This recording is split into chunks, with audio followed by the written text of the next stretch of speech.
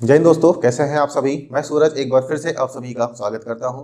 कैसे हैं आप सभी और कैसी चल रही है आप सबकी पढ़ाई। उम्मीद है कि आप सब बहुत अच्छे होंगे और आपकी पढ़ाई भी बहुत ही शानदार तरीके से चल रही होगी। ठीक है, ठंड धीरे धीरे बढ़ रही है, इसलिए मुझे भी जैकेट निकालना पड़ा, क्योंकि ठंड तो काफ़ी दिन से है, ऐसा नहीं है, लेकिन जहाँ पर हम आपके लिए वीडियो को शूट करते हैं, जहाँ पर रिकॉर्ड करते हैं, यहाँ पर अभी उतनी ठंड नहीं थी, लेकिन अब लग रहा है कि थोड़ी बहुत ठंड है, इसलिए कुछ हल्का फुल्का पहनना पड़ता है।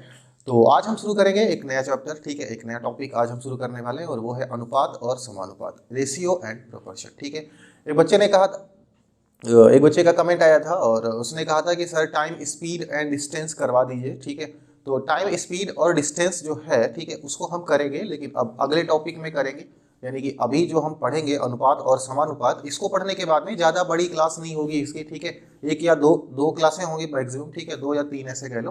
तो 2-3 दिन में आपका ये खत्म हो जाएगा और उसके बाद में हम लोग टाइम स्पीड एंड डिस्टेंस को भी बहुत ही अच्छे तरीके से करेंगे। ठीक है, मजा आएगा। तो इसमें बहुत ज़्यादा कुछ नहीं है, आपके एग्जाम में 2 प्रश्न या 1 प्रश्न देखने को मिल जाता है। ठीक है, मिनिमम एक, यानी एक तो मिलेगा मिलेगा, या मैक्सिमम 2 हम कह सकते हैं कि आपके एग्जाम में देखने को मिलेगा। ठीक है, कुछ बेसिक बेसिक रूल हैं इनके, उनको थोड़ा सा हम जान लेते हैं और उसके बाद में जिस तरीके के प्रश्न आपके एग्जाम में आते हैं हम उनको सीखेंगे और उनको सीखने के बाद में फिर हम वही, जैसा कि हर चैप्टर में करते हैं, पीवाईक्यू करेंगे और देखेंगे कि किस तरीके के प्रश्न आपके एग्जाम में पूछे गए हैं। और रेशियो एंड प्रोपोर्शन यानी कि अनुपात और समानुपात से किस तरीके के प्रश्न एग्जाम में बनते हैं। बहुत ही सिंपल चैप्टर है, कुछ विशेष आपको यहाँ पर नहीं पढ़ना है, बहुत आसान है, बहुत ज़्यादा मजा आने वाला है। ठीक है, तो चलिए फिर शुरू करते हैं आज की क्लास को। शुरू करने से पहले दोस्तों, अगर आप हमारे चैनल पर नए हैं तो उसको आप सब्सक्राइब कर सकते हैं। अगर आप चाहते हैं कि आपको नोटिफिकेशन मिले, कोई भी क्लास हो उसकी, अगर आपको नोटिफिकेशन चाहते हैं तो बेल आइकन को भी प्रेस कर सकते हैं, लाइक कर सकते हैं और शेयर कर सकते हैं। ठीक है, अगर आपको लगे कि हाँ, जो एफर्ट आपके लिए किया जाता है ये आपके लिए फ़ायदेमंद है, आप जो भी कुछ पढ़ रहे हैं उससे आप कुछ सीख पाते हैं,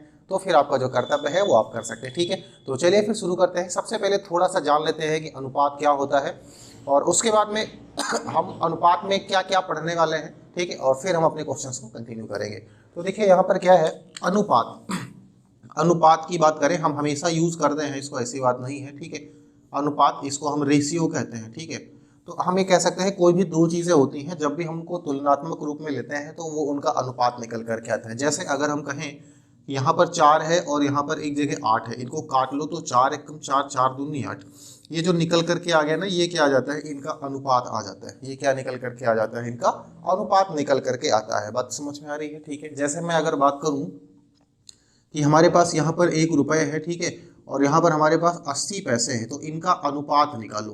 तो बात यह है कि 1 रुपये और 80 पैसे में कैसे अनुपात निकलेगा, ये दोनों चीज़ें एक जैसी नहीं है। एक जैसी का मतलब ये है कि ये पैसा है, ये रुपये है, तो या तो इनको तुम रुपया बना लो और या तो इनको हम पैसा बना लेते हैं। तो क्या करते हैं, इनको हम पैसा बना लेते हैं। तो 1 रुपये मतलब 100 पैसे और ये 80 पैसे, इनको हम काट देते हैं। तो 20 चौके कितना हो जाएगा, 80, और 20 पंचे 100। तो ये जो 5 और 4 का अनुपात आ गया ना, वही इनका अनुपात कहलाएगा।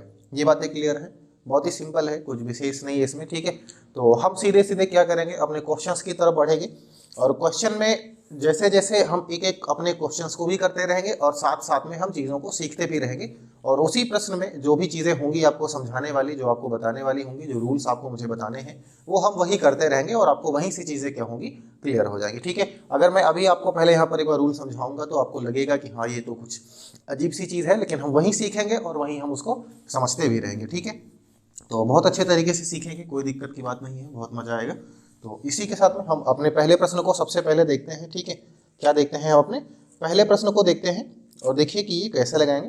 क्वेश्चन में कुछ नहीं है, सिंपल का क्वेश्चन है। ठीक है, सवाल ने कहा है कि 16:25, सवाल ने क्या कहा है, 16:25 का वर्ग मूलानुपात ज्ञात करो, या इनका जो वर्ग मूलानुपात है वो क्या है। अब यहाँ पर एक बात हम समझ पा रहे हैं कि वर्ग मूलानुपात, वर्ग मूलानुपात को अगर हम तोड़ें तो यहाँ पर निकल करके आता है वर्गमूल और अनुपात। वर्गमूल और अनुपात मतलब हम ये कह सकते हैं कि जो भी ये चीज़ हमको दी गई है ना, जो भी ये चीज़ हमको दी गई है 16 और 25 का रेशियो, इसका जो वर्गमूल निकलेगा उसका अनुपात ये पूछ रहा है। बात समझ में आ रही है, सिंपल सी। जो इसका वर्गमूल निकलेगा उसका क्या पूछ रहा है, अनुपात पूछ रहा है। अच्छा मुझे बता दो, इनका अगर हम वर्गमूल निकालते हैं तो 16 की जगह पर हम क्या लिख सकते हैं, 4 स्क्वायर, 25 की जगह पर 5 स्क्वायर। फिर इनका जब हम वर्गमूल निकालेंगे तो ये 4 हो जाएगा और ये क्या हो जाएगा, 5, और यही हमारा क्या हो जाएगा, आंसर हो जाएगा। बात समझ में आ रही है? तो ये जो 4 और 5 आ गया, ऑप्शन ए सही हो जाएगा। ठीक है, ऑप्शन ए क्या हो जाएगा, सही हो जाएगा। तो ये जो 4 और 5 चीज निकल करके आ गई ना, ये इसका क्या आ गया, 16 और 25 का वर्गमूलानुपात आ गया। तो ऑप्शन ए क्या हो जाएगा, सही हो जाएगा। बात समझ में आ गई, सिंपल। ठीक है, तो वर्गमूलानुपात आपको समझ में आ गया। ऐसे ही अगर वो वर्गानुपात पूछे, ठीक है, तो क्या हो जाएगा वहां पर, तो जैसे 4 और 5 का वर्गानुपात पूछेगा तो क्या करेंगे, उसके वर्ग का अनुपात, तो उसका वर्ग कर देंगे। 4 का 16 और 5 का 25, सिंपल, इसका बिल्कुल उल्टा। अगला प्रश्न देखते हैं, सवाल नंबर 2। सवाल नंबर 2 ने क्या कहा है कि 3:5 का घनानुपात है। उसने क्या कहा, 3:5 का घनानुपात। ठीक है, घनानुपात। अब इसका मतलब क्या होता है, घनानुपात का मतलब होता है इसके घन का अनुपात, घन का जो अनुपात है। अब घन का मतलब क्या होता है, घन का मतलब होता है क्यूब, घन का मतलब क्या होता है, क्यूब होता है। तो इनका क्यूब कर दो, 3 की पावर 3 और 5 की पावर 3। ठीक है, क्यूब मतलब पावर 3 कर देना। 3 की पावर 3 करेंगे कितना आएगा, 27। 5 की पावर अगर 3 करेंगे तो कितना आएगा, 125। ठीक है, 125। तो देखो एक 27 और 125 कहाँ है, तो भाई ऑप्शन में सी में। ठीक है, सी में है, तो सी क्या हो जाएगा, सही हो जाएगा।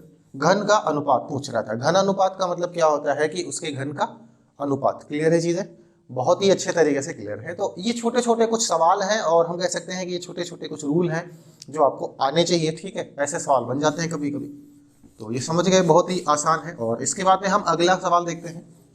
और जो अगला सवाल है ना, वो बिल्कुल ऐसे ही आपके एग्जाम में पूछा गया है, बिल्कुल एज इट इज, ऐसे ही आपके एग्जाम में पूछा गया है। डाटा चेंज हो सकता है लेकिन सवाल बिल्कुल सेम ऐसे ही पूछा गया है। तो और ये ऐसे एक प्रश्न आपके एग्जाम में, अब उसके किस शिफ्ट में देखने को मिल जाए ये नहीं कह सकते हैं, लेकिन आपको देखने को जरूर मिलेगा। और ऐसा जरूरी नहीं है कि केवल एक ही शिफ्ट में है, लगभग हर शिफ्ट में एक क्वेश्चन देखने को जरूर मिलेगा, जो अभी तीसरा क्वेश्चन हम लोग करने वाले हैं। हो सकता है कि कोई एक आध शिफ्ट ऐसी हो जिसमें ना मिले, ठीक है, तो लेकिन फिर भी मिलेगा। सवाल ने कहा है 0.8 व 0.2 का तृतीयानुपाती क्या है। सवाल को समझते हैं पहले, तृतीयानुपाती क्या होता है। तृतीयानुपाती का मतलब क्या होता है, यानी इसका तीसरा अनुपात। क्या पूछना सवाल ने, इसका तृतीयानुपाती मतलब इसका जो तीसरा अनुपात होता है वो क्या होता है। अब कैसे समझेंगे तीसरे अनुपात को हम, तो उसको समझते हैं। जैसे सवाल हमको दो चीज दे देगा, सवाल हमसे कहेगा ए और बी, इनका तीसरा एक अनुपात होगा, वो चीज हमें बताओ।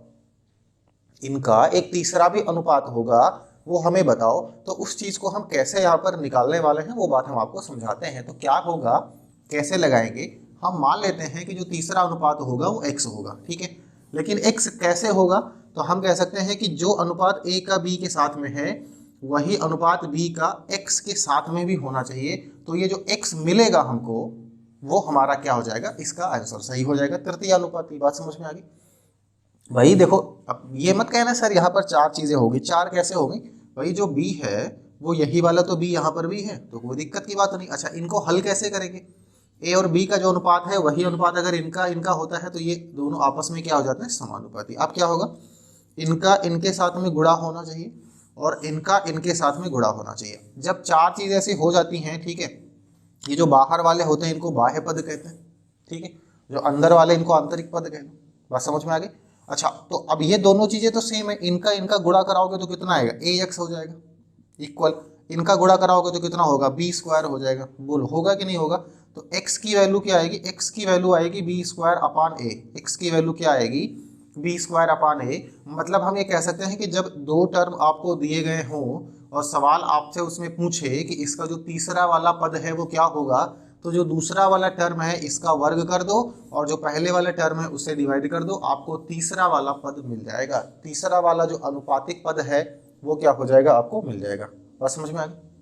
इतनी सी बात मुझको कहनी थी कि जो तीसरा वाला पद है वो आपको ऐसे मिल जाएगा। ठीक है, कोई दिक्कत नहीं है और ये चीज़ रटने की आपको ज़रूरत नहीं है। अच्छा, एक बात यहाँ पर और मैं आपको बता दूं कि जैसे हम ये सोच सकते हैं कि सर ए और बी दो पद हैं हमारे सामने, ठीक है, ए और बी दो पद है, तो सर आपने बी का स्क्वायर ले लिया। क्या हम ऐसा भी कर सकते हैं कि हम ए का स्क्वायर बटा बी कर ले, तो नहीं कर सकते। क्यों, क्योंकि सवाल जिस क्रम में देगा आपको, सवाल ने अगर बी और ए दिया हुआ है तो आप इसको दूसरा पद मानोगे, और सवाल ने अगर आपको ए और बी दिया हुआ है तो आप इस बी को दूसरा पद मानोगे। ठीक है, इस बी को क्या करेंगे, दूसरा पद मानेंगे, यानी हम अपने हिसाब से उनके क्रम को चेंज नहीं करेंगे। बस इतनी सी बात कहनी थी हमको। ठीक है, तो सवाल को लगाते हैं, जो सवाल है तीसरा वाला, ठीक है, इसको लगा के देखते हैं। सवाल ने क्या कहा है, 0.8, 0.8 और 0.2, ये दो टर्म है।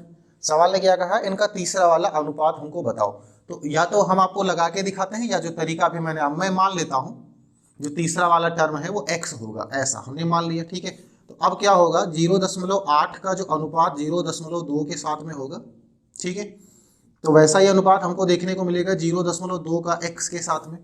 तो सिंपल सी बात है, अब हम जानते हैं कि इसका गुणा इनके साथ में होना चाहिए, यानी कि 0.8 है x, ये किसके बराबर होगा, इनका गुणा इनके साथ में होना चाहिए। तो 0.2 और गुणे में फिर 0.2, इनको गुणा करा लो तो कितना आ जाएगा, 0.04, ठीक है। ये किसके बराबर आएगा, 0.8 x के। तो सोचो x किसके बराबर होगा, x हो जाएगा 0.04 और बटे में 0.8।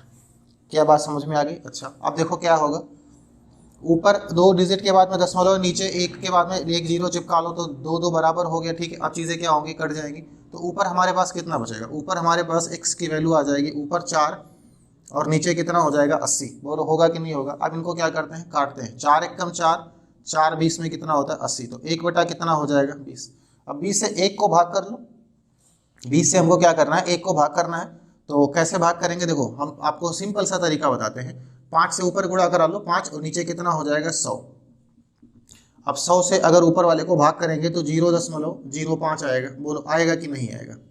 भाई 2 डिजिट के बाद में दशमलव लग जाएगा ना, तो 1 5 और 1 0, तो ये सिंपल सा हमारा आंसर हो जाएगा 0.05। ऑप्शन की बात करें तो ए वाला सही हो जाएगा, ठीक है। अब ये मत कहना सर इतना बड़ा है, इतना बड़ा कुछ नहीं, एक एक स्टेप आपको हमने समझाया है इसलिए आपको लग रहा होगा, ठीक है। तो कुछ नहीं है, एक तो तरीका ये है, एक तो तरीका ये है, इस तरीके से आप इसको लगा सकते हैं। अगर आपको बिल्कुल भी नहीं पता है तो ठीक है, और अगर चीज़ें आपको थोड़ी सी समझ में आ जाती हैं, जैसे अभी जो मैंने आपको एक तरीका निकाल करके दिखाया, अगर वैसी चीज़ कोई भी आपको समझ में आ जाती है, जैसे मैंने क्या कहा कि पहला जो टर्म है 0.8 और जो दूसरा है वो 0.2, तो इनका जो तृतीयानुपाती x होगा वो किसके बराबर होगा, तो मैंने बताया था जो दूसरा वाला टर्म है इसका वर्ग कर लो, ठीक है, और बटे में जो पहला वाला टर्म है वो रहेगा, ठीक है। अब इनका वर्ग कर लेते हैं सीधे सीधे, तो 2 दूनी कितना हो जाएगा 4, तो 0.04। कैसे, क्योंकि 2 डिजिट के बाद में डेसिमल लग जाएगा, और नीचे कितना हो जाएगा 0.8, ठीक है। नीचे एक 0 लगा लो तो ये हो जाएगा 4/80 हो जाएगा। फिर वही सिंपल सी चीज़, इसको जब आप हल करोगे तो 0.05, ये हमारा क्या हो जाएगा, आंसर हो जाएगा, ठीक है। तो आप ऐसे भी इन चीज़ों को क्या कर सकते हैं, लगा सकते हैं, ठीक है। समझ में बातें आ रही है ना, बहुत अच्छे। बस देखो कैसे कैसे सवाल पूछे जाते हैं, कुछ विशेष नहीं है। तो ये जो तृतीयानुपाती वाली चीज़ है ये क्या है, आपको समझ में आ गई होगी, क्लियर है, बहुत अच्छे। अच्छा, इसके बाद में एक चीज़ और आती है जिसको हम मध्यानुपाती कहेंगे, ठीक है।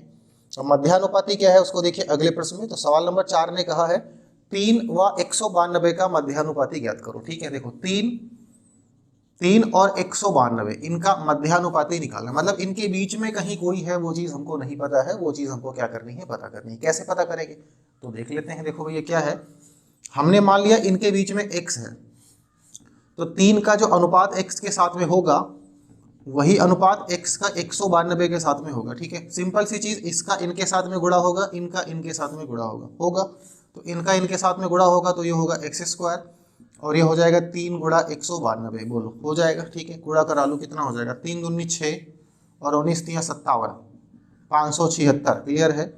अब x² की वैल्यू 576 है तो x की वैल्यू कितनी हो जाएगी, 24 हो जाएगी। बोलो 24 का वर्ग होता है 576 की नहीं होता, होता है ना। 24 का जो स्क्वायर होता है वो कितना होता है 576, तो x की वैल्यू कितनी आ जाएगी 24। अगर बात करें ऑप्शन में तो बी में हमको देखने को मिल जाएगा। तो ये चीज़ क्या हो गई, ये मध्यानुपाती हो गई, ठीक है। ये क्या हो गया, मध्यानुपाती। बातें तो समझ में आ रही है ना। देखो क्या है ना कि मध्यानुपाती मतलब बीच में, और तृतीयानुपाती मतलब तीसरा वाला। तो अगर दो उन्होंने दिया हुआ है और अगर वो हमसे मध्यानुपाती पूछ रहे हैं, मतलब उन दोनों के बीच में कोई ना कोई चीज़ है, ठीक है ना। और अगर 2 चीज़ें दी हुई हैं, उन्होंने हमसे कहा तृतीयानुपाती यानी तीसरा वाला अनुपात निकालो, तो यानी कि 2 चीज़ हैं और उनके बाद में वो चीज़ आएगी, ठीक है। उम्मीद है कि मज़ा आ रहा होगा और ये बातें जो हैं वो आपको समझ में आ रही होंगी, ठीक है। बहुत ही आसान है, इसमें कुछ विशेष वाली बात है ही नहीं। तो अगला प्रश्न देखते हैं, ठीक है। प्रश्न संख्या 5, इसमें भी एक नई चीज़ हम सीखेंगे। तो सवाल नंबर 5 कह रहा है 2.5, 1.5 व 1.5 का चतुर्थानुपाती क्या है। तो सवाल ने क्या कहा ना, सवाल कह रहा है कि 2.5 है कोई संख्या, ठीक है, और एक संख्या 1.5 है और जो तीसरी है वो भी 1.5 है। इनका हमें चतुर्थानुपाती निकालना है। क्या निकालना है? चतुर्थानुपाती। अब बात यह है कि सर ये चतुर्थानुपाती जो है वो क्या है? चतुर्थानुपाती जो है वो क्या है? तो उसके नाम से पता चल पा रहा है, चतुर्था का मतलब चतुर्थ और अनुपात, यानी कि चौथा वाला अनुपात हमको निकालना है। होता क्या है, कैसे निकलना है, चीजों को समझ लेते हैं। देखो क्या है, अगर चार चीजें हमारे पास हो, ए और बी एक अनुपात में हो, ठीक है, और यहाँ पर सी और डी एक अनुपात में हो, ठीक है, ये स्मॉल होगा, तो ये जो डी वाली चीज है ना वो चौथा अनुपात है। अब बात यह है कि सर यहाँ पर जो बी है और सी है ये अलग अलग है, लेकिन यहाँ पर तो बी और सी यानी तीन चीजें दी गई हैं, दोनों एक दिया गया है, ये दोनों अलग हो सकते हैं, ठीक है। अब सवाल ये ऐसे ही पूछा गया था एग्जाम में और वहां पर ये दोनों चीजें क्या थी, सेम थी, तो इसको ये सेम ही यहाँ पर टाइप हो गया है, तो इसी को लगा लेते हैं, कोई दिक्कत नहीं है। लेकिन यहाँ पर अगर अलग भी हो, जैसे यहाँ पर जो 1.5 है दोनों एक ही जैसे दिए गए हैं, यहाँ पर अगर अलग भी हो ना तो भी कोई दिक्कत वाली बात नहीं है, आप कैसे लगाओगे हम समझ सकते हैं। तो हमें मान लेते हैं कि जो 2.5 है इनका एक अनुपात 1.5 के साथ में है, ठीक है, और जो ये वाला 1.5 है ना इनका जो अनुपात है वो x के साथ में है, तो जो x हो जाएगा ये हमारा क्या हो जाएगा, चौथा वाला अनुपात हो जाएगा। हो गया, ठीक है, इतनी सी बात समझ में आ गई आपको, ठीक है। अब क्या है, हम आपको हमेशा से बता रहे हैं ये समानुपात है कि इनका मल्टीप्लाई इनके मल्टीप्लाई के इक्वल होता है, ऐसा हम मानते हैं। तो हम यहाँ पर क्या कर सकते हैं, हम यहाँ पर कर सकते हैं ये कि 2.5 का अगर हम मल्टीप्लाई इस x के साथ में कराते हैं तो ये किसके बराबर हो जाएगा, 1.5 का मल्टीप्लाई अगर 1.5 के साथ में कराते हैं तो सिंपल सी बात है कि x किसके बराबर हो जाएगा, x हो जाएगा 1.5 गुणे 1.5 और बटे में कितना हो जाएगा 2.5 की। बोलो ठीक है। अच्छा आप क्या करेंगे, देखो कोई भी एक ले लो, चाहे ये वाला ले लो चाहे ये वाला ले लो, दोनों चीजें सेम है। यहाँ से दशमलव को हम हटा सकते हैं, भाई एक डिजिट के बाद में यहाँ एक के बाद में, ऊपर हो गया 15 नीचे हो गया 25, तो 5 25 में कट जाएगा और 5 में क्या जाएगा, 5 तियाँ 15, क्लियर है। इनको अगर हम काटें 5 एकम 5 5 तियाँ 15, एक डिजिट के बाद में डेसिमल है तो ये 0.3 आएगा, तो ये हो जाएगा 3 गुणे 0.3, इनको गुणा करा लो तो 3 तरीका कितना हो जाएगा 9, और ये 0.9 होगा x की वैल्यू, तो x की वैल्यू कितनी आ जाएगी 0.9। अगर हम बात करें ऑप्शन की तो ए में हमको दिख रहा है 0.9 प्यारा सा, ठीक है, तो ए वाला ऑप्शन सही हो जाएगा, और ये जो x निकल करके आएगा 0.9 ये हमारा क्या हो जाएगा, चतुर्थानुपाती, चौथा वाला अनुपात। बातें समझ में आ गई, क्लियर है, शानदार, ठीक है। तो ये वो चीजें हैं जो आपको अनुपात में समझनी है। ये सिर्फ ये ऐसा कह लो ना कि अभी तक मैंने आपको जो भी पढ़ाया है ये क्वेश्चन नहीं करवाया मैंने, ठीक है, ये मैंने क्वेश्चन नहीं करवाया है। बात ये है कि अगर मैं इन्हीं सभी चीज़ों को आपको पढ़ाता समझाता पहले तो एक एक एग्जाम्पल लेकर के मैं आपको समझाता, तो मैंने क्या किया, उस एग्जाम्पल को मैं क्वेश्चन के तरीके से ले लूँ, तो इसमें क्या होगा कि हमको ये लगेगा कि हम क्वेश्चन भी कर रहे हैं और ऐसे क्वेश्चन आपके एग्जाम में पूछे गए हैं, ठीक है, ये सारे के सारे पूछे गए प्रश्न हैं, एसएससी ने पूछे हैं किसी ना किसी ईयर में, तो आपको ये भी पता चल गया कि कैसे क्वेश्चन बनते हैं, ठीक है, और हमने अपने उन तरीकों को भी सीख लिया हुआ है। तो अब हम बढ़ते हैं अपने क्वेश्चन की तरफ कि और किस तरीके के प्रश्न यहाँ पर बनते हैं। तो अगला प्रश्न देखिए, क्वेश्चन नंबर 6 नंबर क्वेश्चन ने कहा है कि ए और बी का अनुपात 2:3 है, ठीक है, ए और बी का जो अनुपात दिया गया है वो 2:3 दिया गया है, कोई बात नहीं है। फिर सवाल ने कहा है बी और सी का अनुपात 3:7 है, बी और सी का जो अनुपात है वो 3:7 है, ठीक है।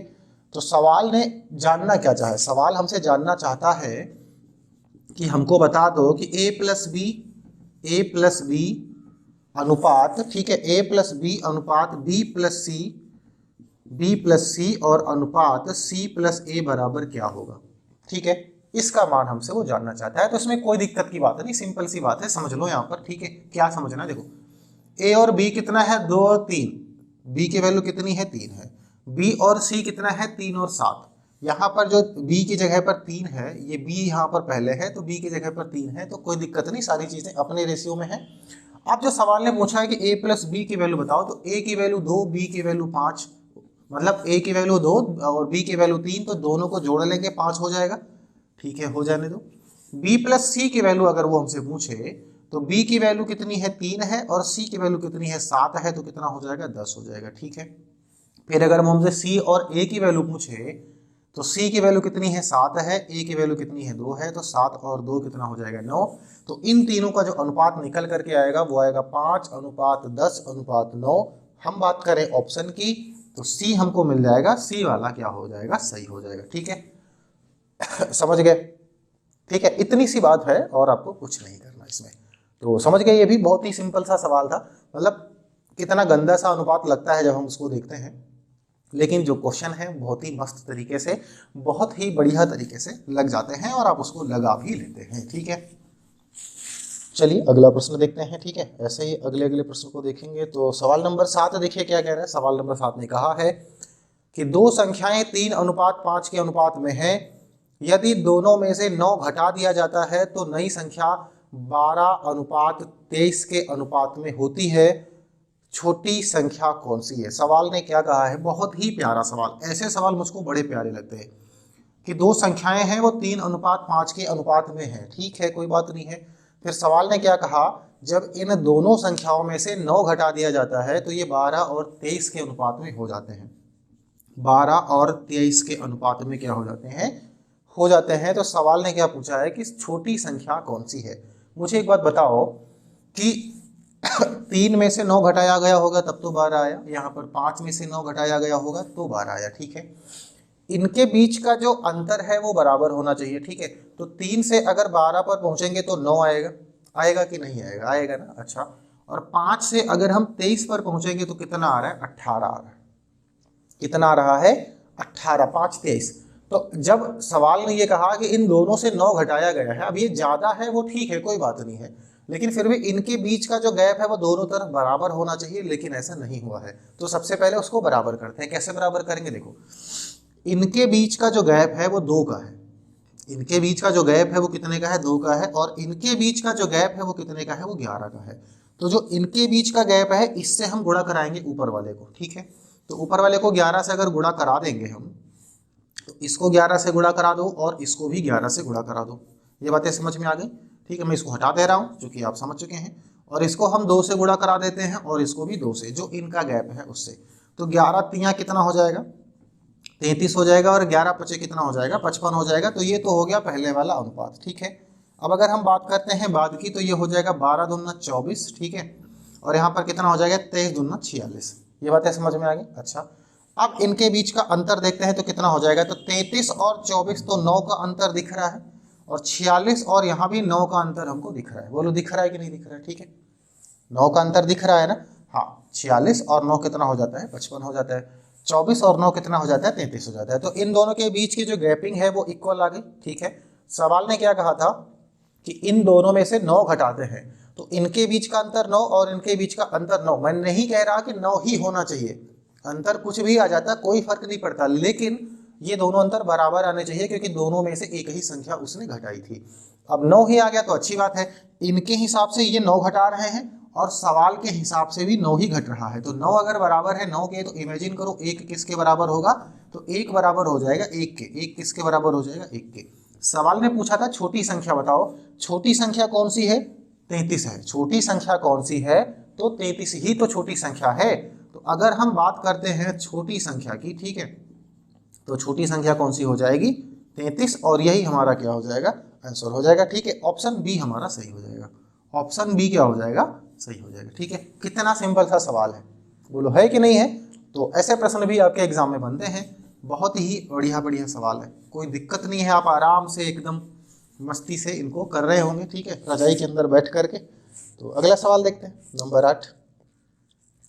नंबर 8 कह रहा है कि 3 संख्याओं का योग 220 है, यदि पहली संख्या दूसरी संख्या का अनुपात 3:7 है। देखो, हम मान लेते हैं 3 संख्याएं ए, बी और सी कोई होंगी, तो पहली संख्या और दूसरी संख्या का जो अनुपात है ना वो 3:7 है। ठीक है, दूसरी व तीसरी का अनुपात 2:5 है। दूसरी व तीसरी मतलब बी और सी का जो अनुपात है वो 2:5 है। कितना है? 2:5 है। ठीक है, तो सवाल ने कहा है तो दूसरी संख्या क्या है।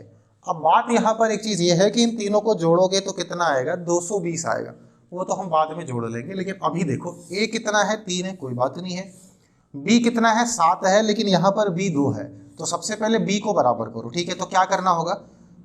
इसको गुणा करा दो इस वाले 2 से, तो अब इधर 2 से गुणा कराया तो इधर भी 2 से गुणा कराएंगे, अनुपात यही कहता है हमको। ठीक है, इनको गुणा करा दो 7 से, इधर 7 से गुणा कराया तो इधर भी 7 से गुणा कराना पड़ेगा। आप कहोगे सर ये क्यों कराया?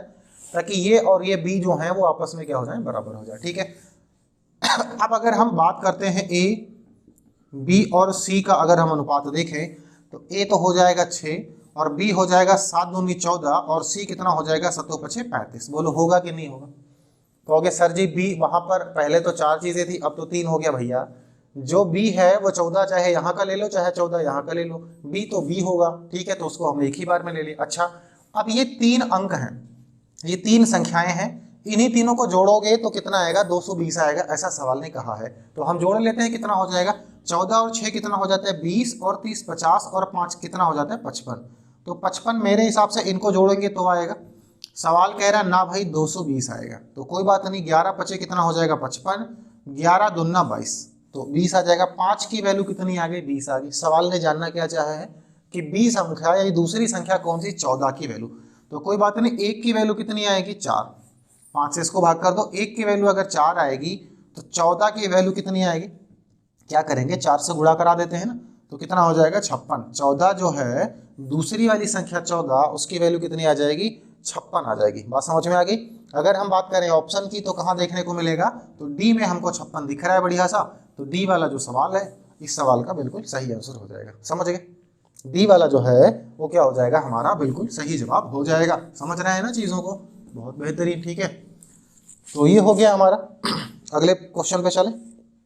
क्वेश्चन नंबर 9 देखिए क्या है। क्वेश्चन नंबर 9 ने कहा है कि यदि 182 को 3, 5, 4 और 1 के अनुपात में 4 भागों में विभाजित किया जाए तो न्यूनतम भाग क्या है? बेहतरीन सवाल है, कोई दिक्कत नहीं। सवाल ने क्या कहा? 182 है, इसी को डिवाइड करना है। किस में डिवाइड करना है? देखो 3 में, 5 में और 4 में और 1 में, ऐसे डिवाइड करना है। सवाल ने क्या कहा है कि सबसे छोटा वाला क्या होगा, यानी 1 की वैल्यू निकालनी, निकाल दो। 3, 5, 8, 4, 12 और 1 13, इनको जोड़ेंगे कितना आएगा? 13। 13 मेरे हिसाब से सवाल ने कहा नहीं 182 है, तो कितने 13 में 182 होता है? हम हल करके देखते हैं। तो 1 की वैल्यू कितनी आएगी? 13 कम 13, 13 चौके 52, 14। तो 1 की वैल्यू 14 आ गई और सबसे छोटी संख्या भी 14 ही है, तो हमारा जो आंसर हो जाएगा वो 14 हो जाएगा। और कहाँ पर है? तो सी पर है, इसलिए सी वाला सही हो जाएगा। ठीक है, सी वाला क्या हो जाएगा? बिल्कुल सही हो जाएगा। समझ रहे हैं चीजों को? बहुत अच्छे। तो देखो कितने छोटे छोटे सवाल हैं और ऐसे ही आप एग्जाम में आएंगे। अच्छा सर जी सब छोटे सवाल आएंगे? नहीं, अगला सवाल बड़ा आएगा, देखो कैसे लगाओगे। ठीक है, तो अगला सवाल 10 नंबर है। इसमें सवाल ने कहा है कि एक कार्यालय में काम कर रहे पुरुषों और महिलाओं का जो अनुपात है वो 4:7 है भैया। पुरुष को हम मेल लिख लेते हैं और महिलाओं को हम फीमेल लिख लेते हैं। ये 4 है तो ये कितना है? 7 है। अच्छी बात है, महिलाएं ज़्यादा काम करती हैं। यदि महिलाओं की संख्या पुरुषों की संख्या से 330 अधिक है, महिलाओं की संख्या कितनी अधिक है? 3 मेरे हिसाब से। सवाल ने कहा नहीं 330 अधिक है। कितनी अधिक है? 330 अधिक है। अच्छा, तो 1 किसके बराबर हो जाएगा? तो ये 1 हो जाएगा 110 के बराबर। चलो अब आगे क्या पूछ रहे हैं ये, तो कार्यालय में काम करने वालों की कुल संख्या कितनी है? कार्यालय में काम करने वालों की कुल संख्या कितनी है? तो कुल संख्या कितनी भैया बताओ तो? 7 और 4 11, कुल संख्या कितनी है? 11। तो 11 की वैल्यू हमको चाहिए, उसके लिए 11 से इस 110 को गुणा कराना पड़ेगा। 11 11 में कितना हो जाएगा? 121 और 0। कुल कितने लोग हैं? 1210। ठीक है, अगर हम बात करें कुल व्यक्ति की तो कुल कितने व्यक्ति वहां पर काम करते हैं? 1210 और 1210 बी में हमको मिलेगा, तो बी वाला जो हो जाएगा वो क्या हो जाएगा? बिल्कुल सही हो जाएगा। समझ गए चीज़ों को? ठीक है, जो बी वाला हो जाएगा वो सही हो जाएगा। बढ़िया सवाल था। ठीक है, बहुत ही बढ़िया सवाल था। अगला सवाल देखते हैं। बड़ा सवाल था ना ये, देखने में बड़ा लग रहा था लेकिन बिल्कुल हलवा सवाल था। तो अगला सवाल देखते हैं कैसे लगाओगे। सवाल नंबर 11। सवाल ने कहा है कि x और y की आय 4:3 के अनुपात में है, उनका व्यय 12:7 के अनुपात में है, दोनों ही महीने के अंत में 3200 रुपये की बचत करते हैं, तो x की आय कितनी है? ये सवाल ने जानना चाहा है। अभी अगर हम बात करें दोनों के आय की, दोनों के इनकम की अगर हम अभी बात करें तो इनका जो अनुपात हमें दिया गया है वो हमें दिया गया है 4:3। कितना दिया गया है? तो आप कह सकते हो कि सर 4:3 दिया गया। ठीक है, इसके बाद में अगर हम बात करते हैं उनके व्यय की, ठीक है, तो व्यय उनका कितना है? 12:7 है, ये उनका व्यय है। ठीक है, क्लियर है? दोनों ही महीने के अंत में 3200 रुपये बचाते हैं। बचत कैसे मिलेगी हमको, ये बात बताओ। जो बचत मिलेगी वो तब मिलेगी जब हम इसमें से इसको घटा देंगे। क्लियर है? मतलब आय ज़्यादा होनी चाहिए, व्यय कम होना चाहिए, लेकिन यहाँ पर तो व्यय ही ज़्यादा हो रहा है, ऐसा नहीं है। आगे समझते हैं। यहाँ पर अच्छी बात यह है कि दोनों लोग एक ही जैसा पैसा बचाते हैं, मतलब हम ये कह सकते हैं कि इनके बीच की जो गैपिंग है वो बराबर होनी चाहिए। कैसे? यहाँ पर 4 जोड़ोगे 7 आएगा और यहाँ पर 4 जोड़ने पर 12 नहीं आएगा, तो बराबर करेंगे। कैसे करेंगे? ऐसा सवाल हम कर चुके हैं। देखो इनके बीच का अंतर कितना है? 7 और 5 यानी 5 है, और इनके बीच का कितना है? 1 है।